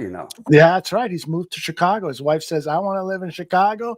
So he talked to Fox, and they allow him to do the show now. Yeah, but I think that's one of the reasons he picks on Caleb all the time, because he's here. So I agree with you. It's funny. He's been talking a lot about Caleb and picking on him a lot. And I think it's because he's probably listening to David Kaplan and other people. Being influenced by the Chicago media. Have you listened to Bernstein's new show? I have not. I did listen to a little bit of the first show to see, what he was going to say. And kudos to him. He took full responsibility. He admitted that he was having some emotional issues with his personal life and stuff. And he says, don't blame anyone for what happened to me. It was my fault. And he was embarrassed. He said his family was looking at him and saying, what the hell are you doing? You're destroying our livelihood and stuff. So that was cool, but I have not listened to a show since then. Well, Matt Abaticola, who's doing the show with him, I've known Matt. I know both of them. And Bernstein is one personality when he's on the air. When he's off the air, totally different guy. I've heard that too. Really nice guy. Mm-hmm. Yeah, except when somebody challenges his. Yeah, but that's on the air. But I mean, that was a Twitter fight. Somebody accused him of not throwing the fish back. I've never had any of those. I wouldn't know. Greg has actually trended on Twitter a few times. I'm like, what's going on here?